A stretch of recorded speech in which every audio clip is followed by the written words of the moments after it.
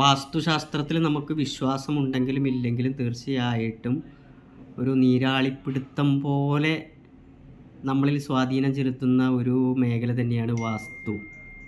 കാരണം നമ്മൾ താമസിക്കുന്ന ആ വീട് ചുറ്റുപാട് അതിൻ്റെ തീർച്ചയായിട്ടും അതിൻ്റെ ബലാബലം അതിൻ്റെ ഗുണഫലങ്ങൾ തീർച്ചയായിട്ടും ആ വാസ്തു നമുക്ക് തീർച്ചയായിട്ടും തരും. നമ്മൾ ആഗ്രഹിച്ചാലും ഇല്ലെങ്കിലും നമുക്കതിൽ ആ വിഷയത്തിൽ താല്പര്യമുണ്ടെങ്കിലും ഇല്ലെങ്കിലും അതാണ് വാസ്തുവിൻ്റെ ശക്തി. അതുകൊണ്ട് നമ്മളത് അത്രയും ഗൗരവത്തിലെടുക്കേണ്ട ഒരു മേഖലയാണ് വാസ്തുശാസ്ത്രം. കാരണം നമുക്കൊക്കെ അറിയാം, നമുക്ക് പലതരം പ്രയാസങ്ങളും പ്രശ്നങ്ങളൊക്കെ നമ്മുടെ ജീവിതത്തിൽ ഉണ്ടാവുന്ന സമയത്ത് നമ്മളൊരിക്കലും തിരിച്ചറിയുന്നില്ല ഇത് വാസ്തു സംബന്ധമായിട്ട്, നമ്മളെ വീട് സംബന്ധമായിട്ട്, നമ്മളെ നിർമ്മാണ സംബന്ധമായിട്ടുള്ള വിഷയങ്ങളാണെന്ന് നമ്മൾ ബേസിക്കായിട്ട് നമ്മൾ തിരിച്ചറിയും.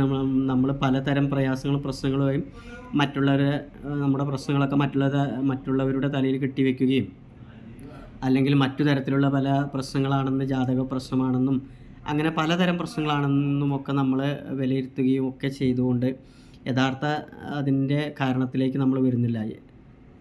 ശരിക്കും നമ്മൾ ഈ വാസ്തുശാസ്ത്രത്തെ മനസ്സിലാക്കുകയാണെങ്കിൽ അതിൻ്റെ യഥാർത്ഥ കാരണം ഒന്ന് നമ്മളുടെ വാസ്തുവായി ബന്ധപ്പെട്ടുള്ള വിഷയങ്ങളായിരിക്കും എന്നുള്ളത് തീർച്ചയാണ്.